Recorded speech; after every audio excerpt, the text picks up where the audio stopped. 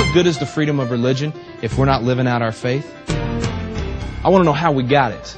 I want to know how you preserve it. Divorce, out of wedlock births, everything went through the roof. Why do you think we call the last century the Great American Century?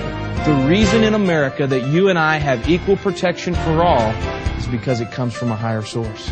It doesn't come from our neighbor. As George Washington put it, religion and morality are indispensable supports of political prosperity. It truly is the basis of who we are. The whole idea that America really is one nation under God.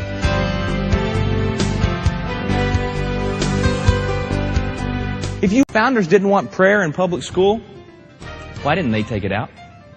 Why was it okay for 175 years, but then suddenly when the Warren Court comes along in '62, suddenly it's a bad idea? Your perception of history is going to drive your public policy. How you perceive what happened in the founding of this country is going to have a dramatic impact on the kind of decisions that a judge hands down, or how a legislator votes, or the way that you may go vote in terms of what your values are going to be when you vote in that booth. And if you believe that the founding fathers didn't want Christian principles in our society, then you might vote for a candidate that says, I'm going to leave my religion at home. I promise not to let it interfere with my policy. What we're talking about here is saving the frame around the picture of our American way of life so that we can go out there for Christ and minister to the world. You know, 85% of the missions around the world comes from this country right here.